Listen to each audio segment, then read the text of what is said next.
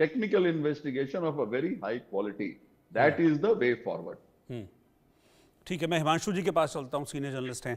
हिमांशु जी, ये सारी चीज़ें जो अब तक सामने आ रही हैं, ये बड़ा हैरान कर देने वाला है। और सबसे ज़्यादा हैरान तो ये बिल्कुल नए खुलासे ने किया है कि पाकिस्तान और बांग्लादेश का इसमें इन्वॉल्वमेंट है।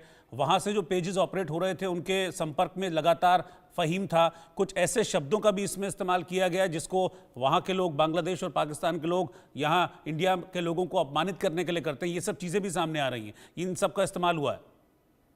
देखिए रोहित जी, ये ताज्जुब नहीं होना चाहिए आपको।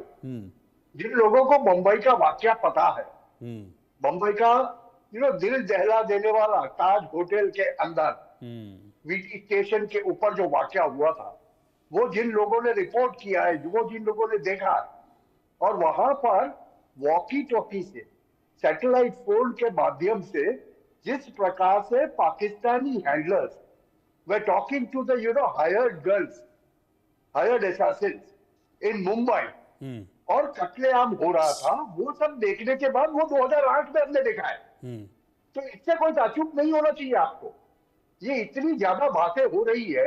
मेरा सीधा बुनियादी सवाल ये है, नागपुर के एक डीसीपी को कुल्हाड़ी मारी गई। बिल्कुल, नागपुर के एक डीसीपी को कुल्हाड़ी मारी गई और पुलिस फोर्स शांति से बैठा है। कैसे हो सकता है ये? एक महिला कांस्टेबल को आप मोलेस्ट कर रहे हो, और ये शांति प्रिय समुदाय ये सब करता है, भड़काने के लिए करता है। क्या ये एविडेंस इनफ नहीं है?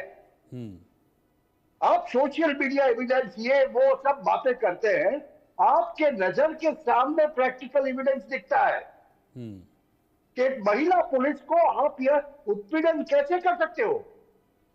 आप एक वर्दीदार डीसीपी को कुल्हाड़ी कैसे मार सकते हो? किसके ऊपर पकड़े ले, किसको पकड़ा गया? और इनको तो सबक सिखाना चाहिए। ये पुलिस है ना, टेक्निकल बातें, टेक्निकल एविडेंस, ये वो, ये सब बातें हैं, ये धकोसले हैं। एक आम आदमी का जब खून खोलता है ना, जब ये ऐसी बातें देखता है, जब आम आदमी, मेरे जैसा आम आदमी, वो सोचता है नागपुर के अंदर मैं कैसे सुरक्षित हूं अगर नागपुर के डीसीपी को कुल्हाड़ी मारी जाएगी, और इसको आप टॉलरेट करोगे? कैसे करोगे आप? बिल्कुल, आप ठीक कह रहे हैं। सवाल यही है कि कौन मजबूत कर रहा है। शायना जी, वाकई में बड़ा गंभीर सवाल है। मतलब आप एक कहते हैं ना कि कानून का इकबाल होता है, एक कानून का डर होता है, लेकिन जिस तरीके की चीज़ें उस दिन हुई नागपुर में, ऐसा लग रहा था कि इनको कोई डर नहीं है, क्योंकि तस्वीरें बड़ी डराने वाली थी कि एक डीसीपी को घेर कर कुल्हाड़ी से उन पर अटैक किया जा रहा है। और कल कई लोगों से हमने बातचीत की वहाँ पर, मतलब वो कह रहे थे कि दहशत का नंगा नाच हमने देखा है, सोच भी नहीं सकते थे ऐसा कुछ हुआ। कई पुलिस वालों को तो वहाँ के लोगों ने अपने घरों में घुसा के बचाया। देखिए, जब कोई भी ऐसा एक हादसा होता है जहां वायलेंस और कानून को अपने हाथ में लेते हैं, तो आपके पास दो पर्याय है। क्या राजनीतिक इच्छा शक्ति की आवश्यकता है? हाँ, बिल्कुल, और देवेंद्र फडणवीस ने दिखाया। अफसोस इस बात की होती है कि वो महिला कांस्टेबल के साथ जो हुआ वो कभी किसी के साथ नहीं होना चाहिए। लेकिन ये जो ताकत है वो कहाँ से आई है? फहीम खान जैसे लोग जो आए हैं भारत को अस्थिर करने के लिए, उनके पीछे क्या है रहस्य, इसके ऊपर to get to the bottom of the case is the most important. और जैसे कि मैंने कहा, अभी जो हुआ है उसके ऊपर चर्चा करके हमें ये भी अपने आप को सुरक्षित करना है कि आइंदा ऐसा कभी ना हो, नागपुर में हो, महाराष्ट्र में हो, या देश के कोई कोने में। और गृह मंत्री और प्रधानमंत्री हमेशा सक्षम रहे हैं कि भारत को इस अस्थिरता के वातावरण से बिल्कुल बेखौफ बहुत दूर रखें।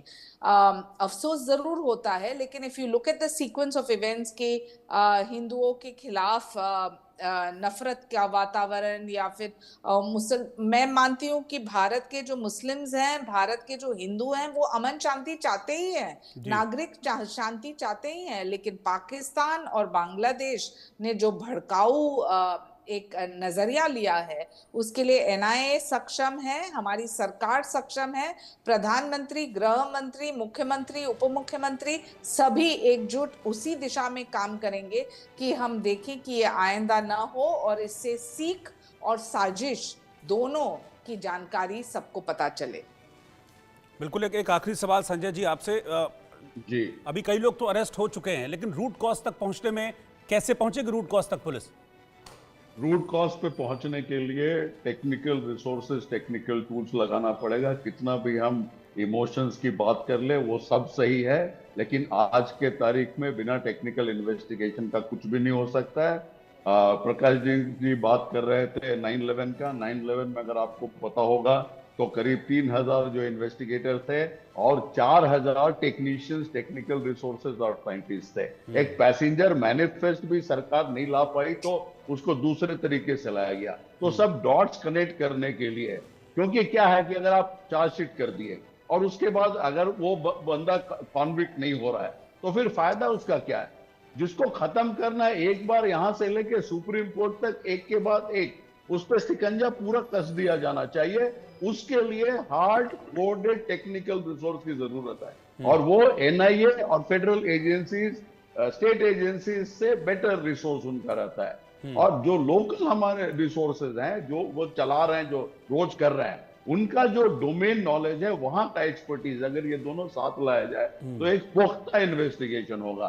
तो लाइंस ऑफ इन्वेस्टिगेशन दिख चुका है, अब उसको कंसोलिडेट करना। ठीक है, आप तीनों का बहुत बहुत शुक्रिया साथ में जुड़ने के लिए।